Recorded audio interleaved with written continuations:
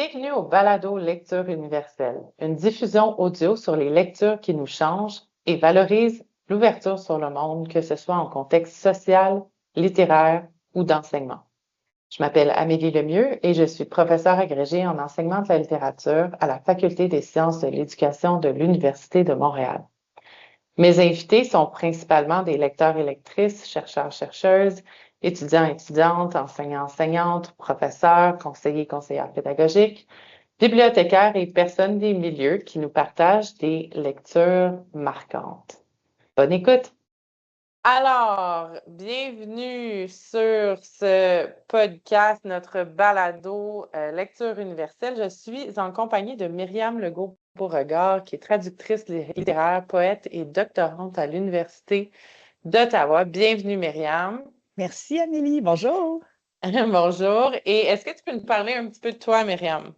Ben oui, avec plaisir. Moi, dans le fond, je fais mon doctorat en traduction, en lettres françaises, mais je m'intéresse à la traduction des œuvres primées au Canada.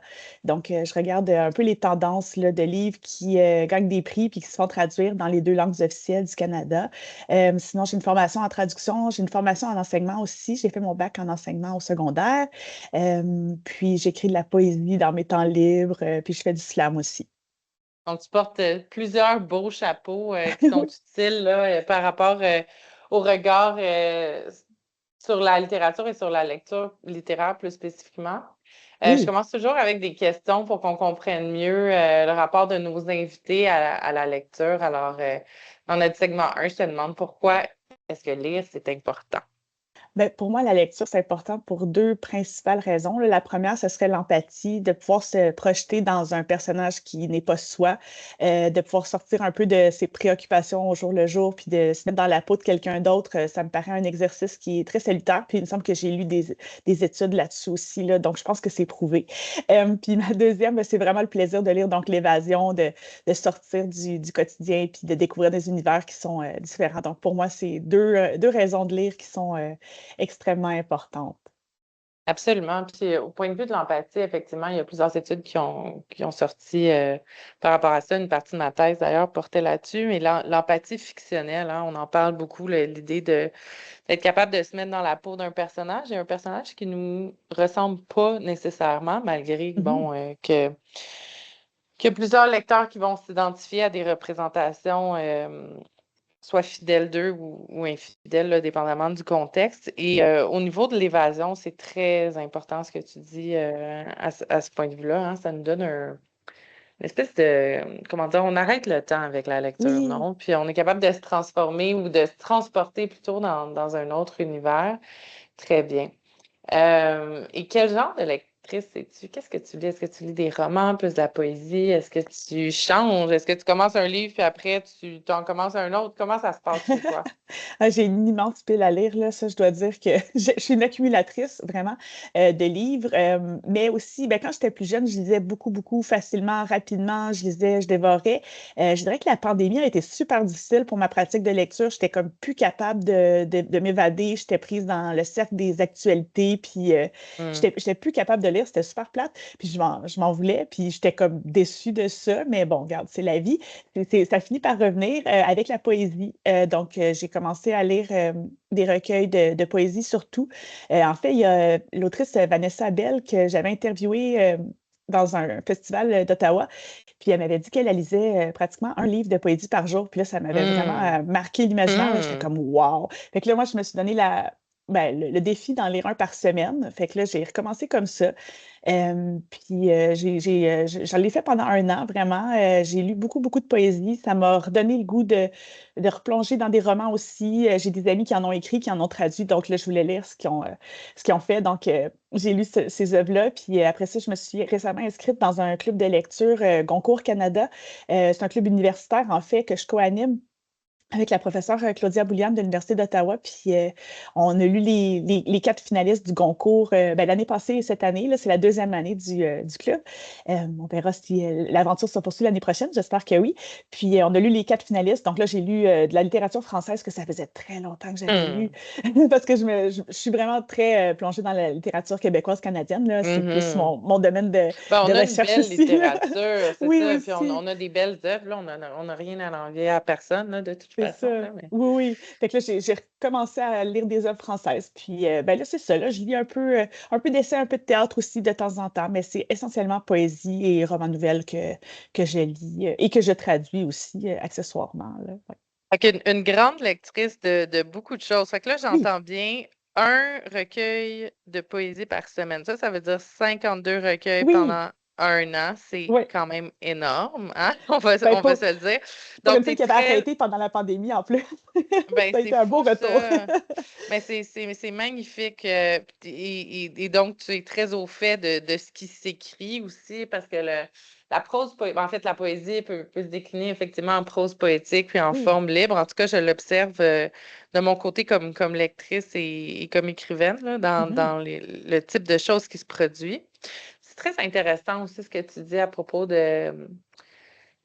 sais, mettons la COVID puis la pandémie, puis comment on a été absolument submergés d'informations, Ouais, le type d'informations qu'on lisait ouais. par rapport au sentiment d'urgence, hein, puis Mhm. comment ça vient s'opposer, hein, au désir d'évasion puis au désir de prendre une pause. Donc, la lecture peut être violente comme elle peut être reposante. Alors, Oui. mais je trouve ça intéressant parce que pour moi aussi, la poésie, c'est une belle entrée sur le plaisir de la lecture.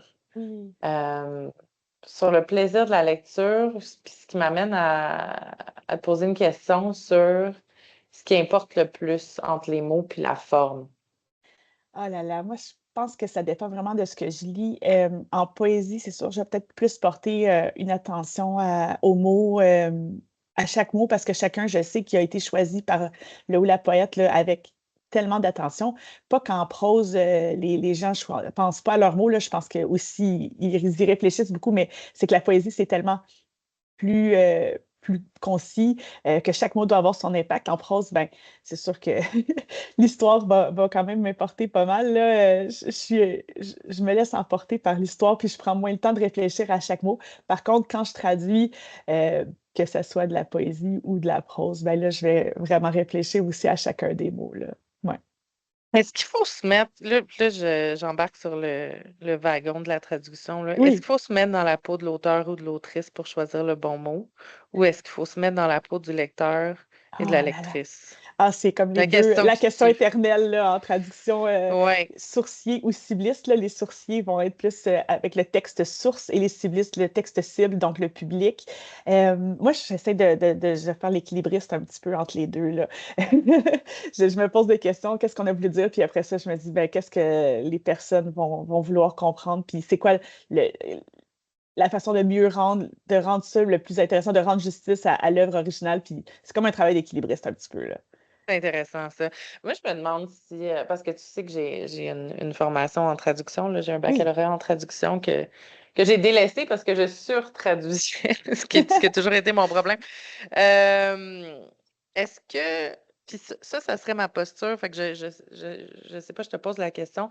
Est-ce que si l'auteur ou l'autrice est décédé, OK, Oui. Oui. depuis vraiment longtemps, est-ce que ça nous porte à être plus sourciste ou à être plus cibliste selon toi?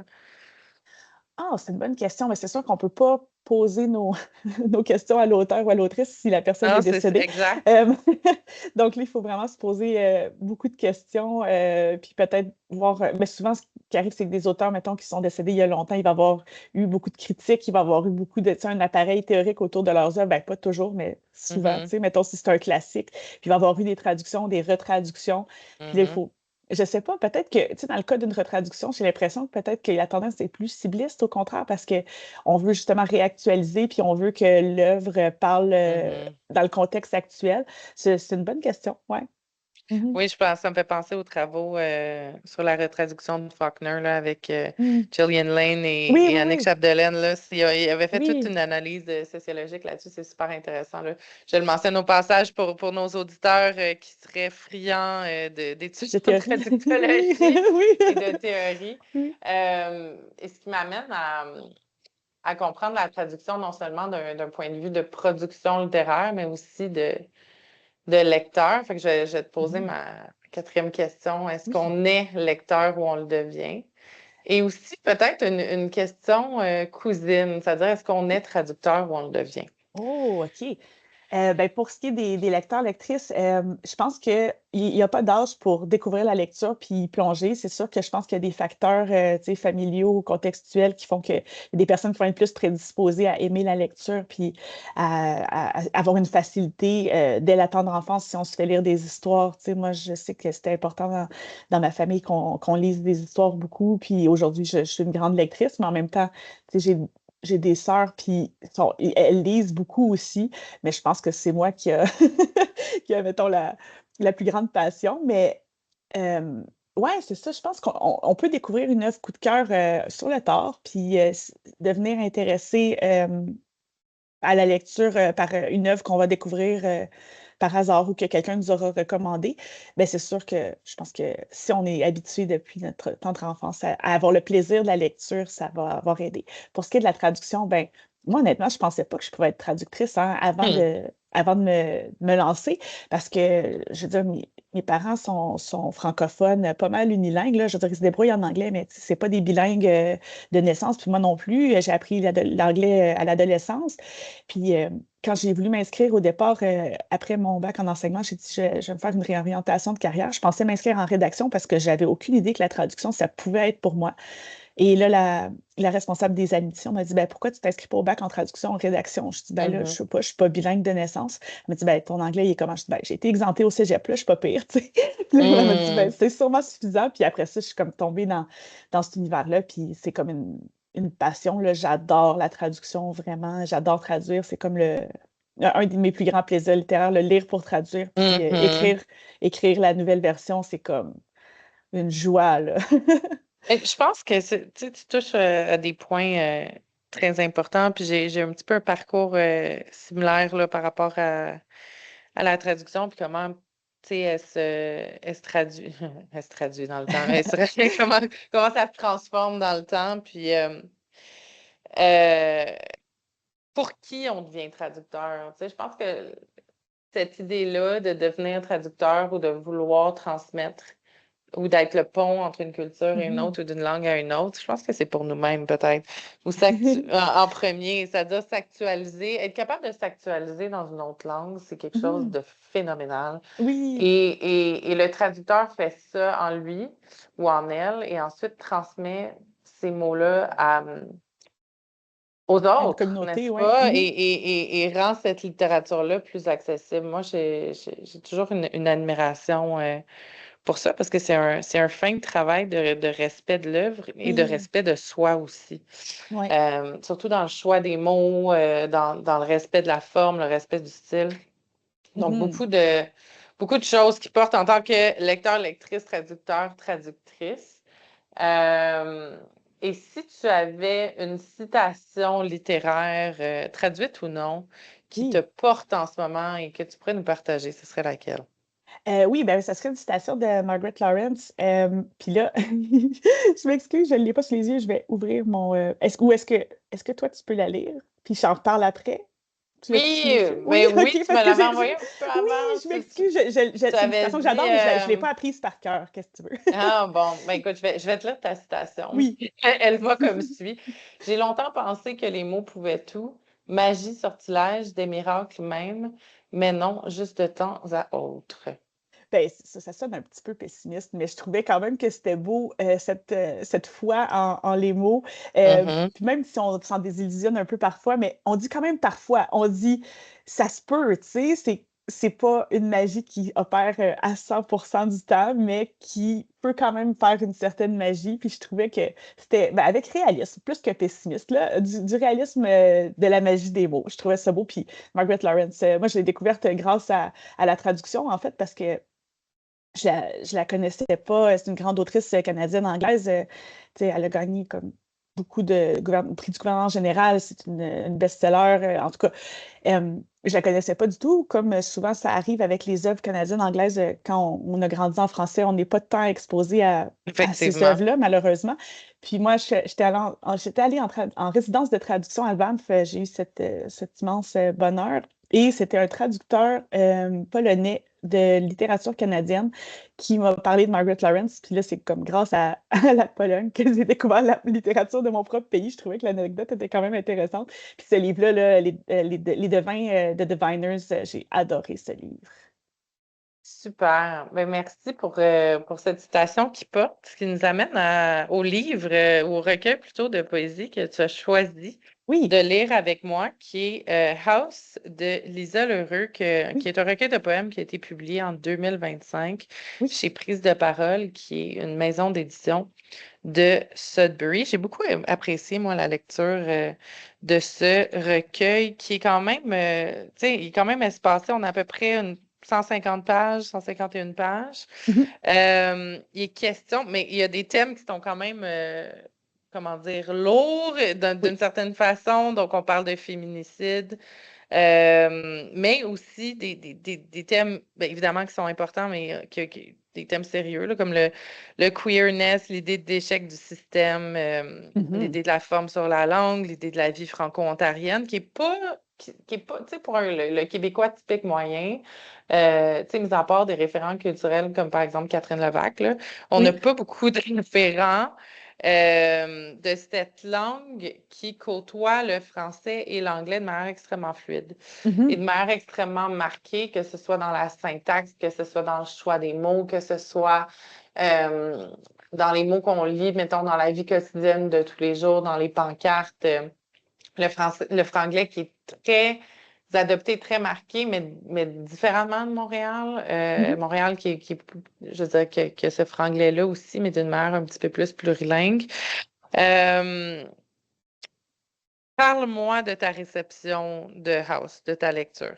Oui, avec plaisir. Ben moi, dans le fond, j'ai assisté au lancement en Outaouais du recueil d'Élissa. Je l'ai entendu en lire des extraits, donc puis je la connais un petit peu.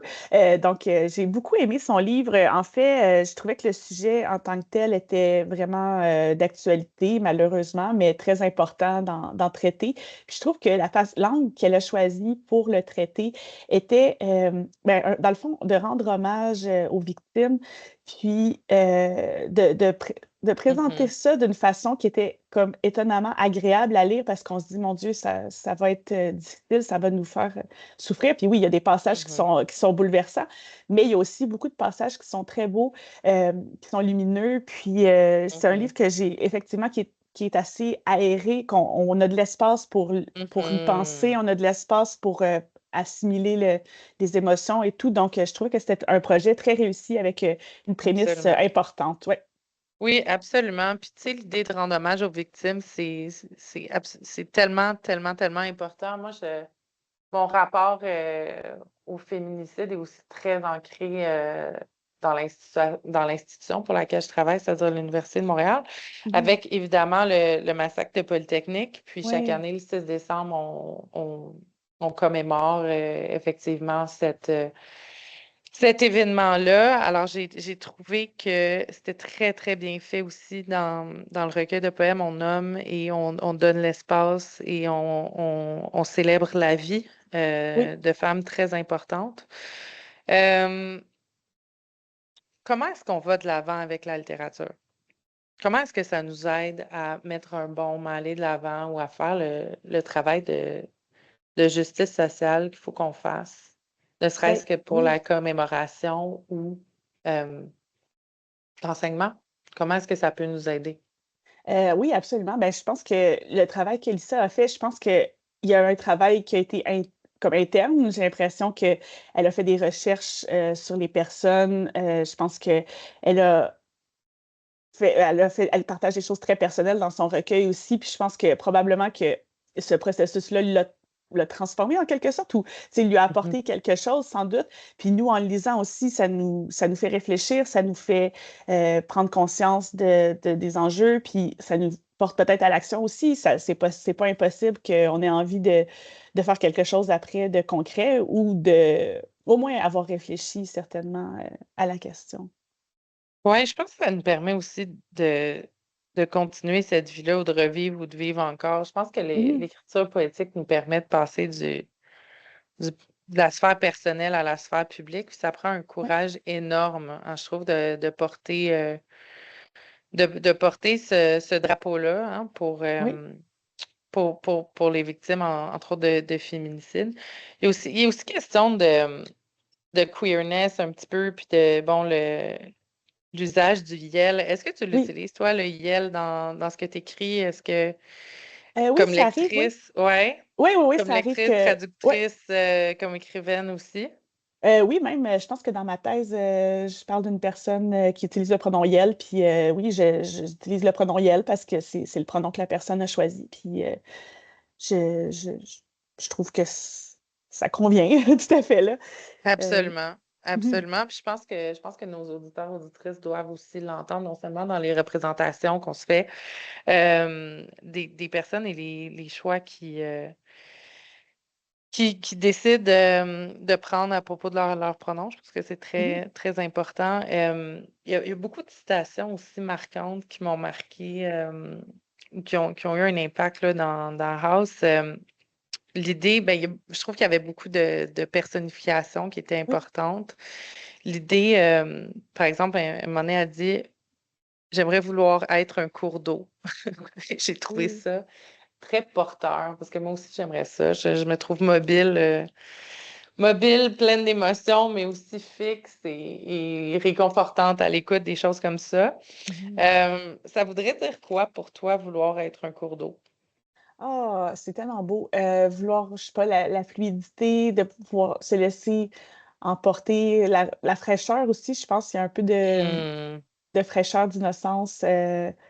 Ça dépend du cours d'eau aussi, hein, parce que ça peut être, ça peut être un fleuve, comme ça peut être un petit ruisseau, ça laisse plusieurs Ouais. possibilités, ouais. Ou un Ouais. barrage hydroélectrique, là, Ouais. ça a pas comme ça a vraiment pas la même portée, là. Non, non, non. Oui, oui, oui. J'aime beaucoup ton idée de fraîcheur, énormément. Puis il y a cette espèce de contraste-là, hein, entre philosopher, mais être présente, puis avoir une portée plus de justice sociale, là. J'aime beaucoup le changement qu'elle fait d'une posture à l'autre. À un moment donné, Oui. elle dit aussi, tu sais, l'idée d'arriver dans un appartement, on est ici et là, mais on ne s'imagine pas l'apocalypse. Tu Mm. sais. Mhm. Ouais. Quand on est à quelque part, ça m'est tellement resté, si on ne s'imagine pas l'apocalypse. Puis ça m'a fait penser, je pense on s'imagine pas l'apocalypse parce que c'est hors de nos circuits neuronaux. Tu sais, Mm. Mhm. c'est pas, tu sais, moi j'y pense des fois, mais si je me mettais à penser tout le temps à ça, je m'en sortirais plus. Non, non. Ouais. Fait que je sais pas ce que tu penses de ça, on ne s'imagine pas l'apocalypse. Oui, je comprends ce que tu veux dire. Effectivement, on ne pense pas que ça va nous arriver à nous. Puis pourtant, ce que le livre nous montre, c'est, tu sais, la section nécrologie où on Mhm, dit une vraie joie de vivre. Elle faisait du bénévolat. Puis c'est comme toutes des mhm, qualités ou des choses que ces femmes-là ont pu faire dans leur vie. Puis on se rend compte qu'il y a tellement une diversité que ça peut arriver à n'importe qui. Puis mhm, effectivement, on ne veut pas y penser parce qu'on se dit non, ça n'arrivera pas à moi. Mais sinon, on peut pas, effectivement, on s'imagine pas l'apocalypse parce que comment continuer si on s'imagine que ça va arriver, tu sais. Donc, mhm, ouais. Mais pourtant, c'est ça, le foyer, justement, comme elle dit dans son recueil, la maison peut devenir vraiment un enfer, là. Donc, mhm. ouais, c'est ça, on souhaite que. Puis, je pense que euh, aussi, en tout cas, je change de sujet, mais ce que j'ai trouvé intéressant aussi, c'est la section cervidés pour Jane Doe, tu sais, le Mhm. nom de l'anonymat aussi. Il y a plusieurs femmes Ouais. dont l'identité n'a pas été révélée, mais on leur rend quand même hommage. Donc, en tout cas, je trouvais que c'était. Ouais, j'ai comme changé, j'ai comme bifurqué de ta question, excuse-moi. Non, non, Mais je mais trouvais que c'était intéressant. c'est pertinent, c'est pertinent. Puis, tu sais, il y a beaucoup d'auteurs, autrices aussi qui utilisent l'anonymat pour justement Oui. accentuer cette visée de justice sociale, ou en fait que ça peut arriver à tout le monde, hein, tu l'as très bien Ouais. dit. Je pense que un des premiers qui a fait ça, en tout cas, dans l'imaginaire de la littérature, c'est Victor Hugo, tu sais, avec Mhm. le dernier jour d'un condamné. Il est condamné, mais c'est un crime quelconque, hein, à une date quelconque. Puis, bon, il est condamné pour quelque chose. Évidemment, c'est pas la même chose qu'un féminicide, mais Mhm. tout ça pour dire que le caractère de l'anonymat est très, Oui. très porteur en littérature. Mhm. On le sait, et ça peut rejoindre tout le monde. Euh, L'idée, moi, je savais pas que ça portait de ça quand je suis entrée dans la lecture. Fait que c'est sûr que, bon, l'avertissement n'est pas nécessairement là, mais ça s'en vient doucement et progressivement. Oui. On parle, pour moi, c'était évidemment un sujet sensible, là. Il y a cette idée de violence écrite qui transparaît. Je pense que les deux mots qui m'ont le plus, je dirais pas le plus marqué, mais le plus affecté, ne serait-ce que dans le style, c'était euh, la répétition de 55 coups. Ah oui, OK. Dans le Euh, dernier poème. dans le dernier poème, puis c'était, tu sais, on y revient 55 coups, puis il y a tellement une violence frappante Mhm. par rapport à ça qui fait en sorte que la lecture a cet impact-là sur nous. Puis on Oui. comprend, en tout cas, très bien l'impact, hein. On venait dans nos premières questions, là, dans le segment 1, l'idée que la lecture provoque l'empathie. Oui. Euh, mais c'est exactement ça. Puis moi, je le lisais puis je le ressentais dans mon corps, là. Je veux dire, Oui. c'est Oui. quand même très poignant. Oui. Je ne sais pas si tu as eu une expérience de lecture qui était similaire. Oui, moi, c'était à la partie souffle, son souffle, ce souffle-son. Bon, attends une minute, je vais regarder comment il s'appelle, Ce son vraiment, souffle. ce son souffle qui est sur la maternité, puis qui se termine par, dans le fond, l'évocation du matricide. Ça m'a énormément bouleversée parce que, ben là, Mm. en tout cas, c'est un peu un punch. Ben, pas un punch, là, mais ça se passe vers la fin, mais c'est pour avoir vécu l'expérience de la maternité, ouais, c'est quelque chose qui est difficile à nommer puis qui est bouleversant pour moi, en tout cas, là. Je trouvais que cette partie-là a été ouais, assez bouleversante. Ouais.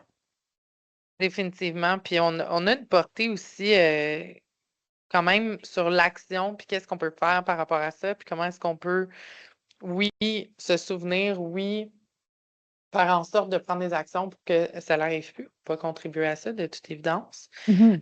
Mais en début de recueil, en tout cas autour de la page 30, là, c'est intéressant là, quand il y a un vers par page.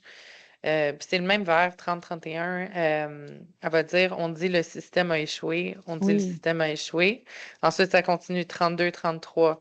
On dit le système a échoué, on dit le système a échoué. Et ce qui est très intéressant, à la page 34, il y a une répétition, hein, puis une espèce de jeu de mots. On dit le système a échoué, le système a échoué, le système a échoué. Donc, c'est vraiment cette espèce de mise dans l'abîme, hein. Qu'est-ce oui, qui a causé la chute? C'est le système qui a causé la chute du système qui a causé. Tu sais, puis il y a un beau jeu tant sur les mots que sur les morphèmes, les syntagmes, tout oui. ça. Je veux savoir ce que tu en avais pensé. Oui, ben, j'ai trouvé ça intéressant parce que c'est ça, à la fin, comme les mots se déconstruisent, on dirait un petit peu où Mhm, ils deviennent autre chose, puis c'est comme si on perdait de vue le sens, là, en fait, puis c'est comme, à force de le répéter, ben, est-ce qu'on est rendu mhm, désensibilisé à ça? Est-ce qu'on est rendu, euh, on met ça sur le système, puis on se déresponsabilise? Ouais, en tout cas, je trouvais mhm. ça intéressant, moi aussi. Oui, absolument. Ben, l'idée d'être habitué à cette cassette sans fin, Oui. hein, puis t'essayes, puis il y a quelque chose de très figuratif aussi dans le livre, c'est-à-dire, t'essayes de tourner la page et Mhm. littéralement, tu tournes la page puis tu tombes sur les mêmes mots. Oui, Les mêmes mots étant, le on système dit a le échoué. Oui, système a échoué. oui, Tu sais, puis là, tu veux tourner la page, passer à autre chose, puis là, on te le répète. oui. Fait il y a ce caractère-là qui est, je trouve qu'elle exemplifie très bien, elle représente très bien l'idée d'incarcération que crée le système. Mhm. Et je pense qu'on utilise les mots pour essayer de s'en sortir, tu sais, puis Oui, de voir au-delà de ça. Mhm. Euh, voilà. Est-ce qu'il y a des citations, toi, qui t'ont accroché ou des parties J'ai plus bien aimé. particulières? J'ai beaucoup aimé la section nécrologie, puis d'ailleurs, on peut l'entendre sur YouTube, lire l'autrice, lire cette partie-là, puis c'est un bel hommage, puis on entend sa voix nous lire cet extrait, ce que j'ai beaucoup aimé. Sinon, moi, j'ai bien aimé page 17, quand on apprend que le mot fémicide, pas féminicide, mais fémicide, qui est le mot utilisé en anglais, en fait, aussi, mais qui était déjà utilisé en 1646. C'est la petite remarque Mhm, étymologique. Puis on dit après ça, ou avant ça, que en mhm. français, dans les dictionnaires, c'est apparu en 2015. Donc, ouais, c'est ça. J'ai trouvé ça vraiment très intéressant.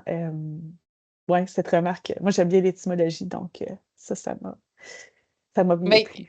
ce qu'il y a de fantastique avec l'étymologie, c'est qu'on peut l'utiliser aussi en sciences. Oui. Je sais que je l'ai fait récemment par rapport au mot engagement. Là, je m'intéresse beaucoup à l'engagement en lecture. Puis, il y a une force dans l'étymologie par rapport à l'actualisation des mots, pourquoi ils sont utilisés, pourquoi on les a délaissés, Mhm. et le sens qu'on leur a attribué Oui. selon des contextes sociopolitiques qui étaient très différents. Je veux dire, je pense au mot engagement, là, je fais une petite parenthèse. Dans un des articles récents qu'on a écrit avec Rachel Bertium, c'était euh, c'est moyenâgeux, là. C'est-à-dire qu'on OK. parle de wage, donc gage, évidemment, la racine, c'est gage qui date du mot wage, qui l'ancien français, c'était wadi, qui était vraiment un échange ou un contrat entre deux personnes. C'est OK. ça l'engagement. Tu sais, puis ensuite, ça s'est traduit en engagement politique, engagement militaire, puis après, c'est devenu engagement en lecture. Mm. Engagement en lecture qui est comme un contrat entre le lecteur et le livre qu'il lit. Donc, OK. ouais, donc c'est incroyable à quel point l'étymologie est porteuse de sens. Et je suis vraiment contente qu'effectivement, Lisa a intégré ça à l'intérieur du recueil. Donc, c'est pas seulement des mots d'évasion ou des mots pour se souvenir, c'est aussi des mots pour instruire. Oui. Il y a cette vocation-là, il y a vraiment cette vocation-là dans le recueil. Et même, je pense qu'avec les jeunes, on pourrait amener cette réflexion-là. Oui. Amener cette réflexion-là, évidemment, on parle de sujets sensibles, là, donc il y a des façons, évidemment, d'emmener ça en salle de classe, par exemple, là, Mhm. Oui, absolument. ou d'écrire des lettres ouvertes ou, par exemple, secondaire 5, etc. Mais je pense qu'il y a une portée importante, en tout cas, qu'on pourrait définitivement aborder avec eux. Myriam, Oui. autre, autre constat que tu aurais par rapport au recueil.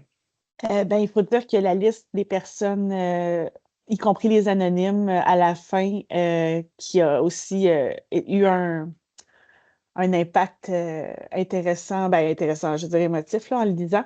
Mhm. Puis sinon, il faut dire aussi que Lisa Lheureux avant tout était probablement, certainement encore autrice de théâtre. Euh, Hmm. donc, ça, c'est intéressant de le mentionner aussi, je pense. Puis c'est son premier. Ben alors, mais son théâtre est très poétique aussi, il faut le dire. Mais c'est son premier recueil de poésie. Puis je pense que le fait qu'elle ait mené le projet, tu sais, pendant 150 pages, oui, ça doit être aéré, mais tu sais, mener quand même ce projet-là qui est, tu sais, sur un thème difficile, je lui lève mon chapeau parce que, en tout cas, moi, en tant qu'autrice, là, j'ai bien de la misère à me concentrer sur un Mhm. sujet. Puis, tu sais, je veux dire, tout le travail documentaire qu'elle a probablement fait Ben pour oui.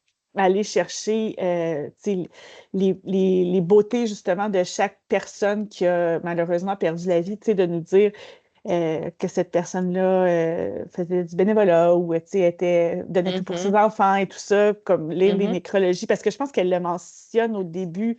Si je regarde les nécrologies, je regarde les GoFundMe en rafale, comme une obsédée. Tu sais, à la page 14, ça donne le ton à ce Ouais. livre, tu sais, que ça donne un aperçu du projet, tu sais, qui a dû être très, très, très prenant pour elle. Donc, en tout cas, je lui lève mon Mhm. chapeau pour ce livre. Puis, tu sais, c'était intéressant de l'entendre aussi au lancement, le lire avec sa voix et Mm. tout. Donc, oui, c'est ça. Ça serait mes commentaires finaux. T'as Oui. absolument raison. Puis il y a cette qualité. oralisé du théâtre Oui. qui définitivement transparaît dans son œuvre et c'est tout Mhm. à son honneur. Absolument. Et tu le soulignes aussi, c'est pas juste de faire une liste de noms, mais d'humaniser, n'est-ce Oui. pas, ces noms-là et leur vécu, parce que c'est pas juste l'idée de faire ces listes-là, mais bien de montrer le caractère humain des personnes qui ont perdu la vie. Absolument. Une œuvre nécessaire, une Oui. œuvre qui secoue, une œuvre nécessaire, une œuvre qui nous ramène à l'essentiel par rapport au travail qu'on doit faire Oui. en tant que femme, de ne plus nous taire et de continuer à enseigner, continuer à lire, continuer à traduire, continuer à partager la lecture dans Mhm. une visée de justice sociale. Myriam Legault, Beauregard, un plaisir. Hey, merci beaucoup. Un grand plaisir et on peut suivre tes travaux. Qu'est-ce qui s'en vient pour toi? Veux-tu nous en glisser un mot? Oui, absolument. Ben là, je travaille à la fin de ma thèse de doctorat, donc je devrais avoir fini d'ici 1 an, j'espère. Sinon, j'ai des projets de traduction dont je ne peux pas encore parler officiellement, mais qui devraient s'en venir si tout va bien. Sinon, ben, je suis sur la scène de slam de l'Outaouais, puis ben, je travaille sur des recueils, là, on verra, on verra si ça sort au grand jour un jour, puis c'est ça. Oui, je pense que c'est pas mal ça, les Super! projets. Puis en lecture, mon prochain sur ma pile, c'est Le Peuple de verre de Catherine Leroux. Ça, c'est mon Ah, prochain. Oui. fantastique, fantastique. Donc, on s'en reparlera bientôt, Ben Myriam. oui, Bonne continuation dans tout, puis merci d'être venue à l'émission. merci pour la belle invitation. Au revoir. Bye bye.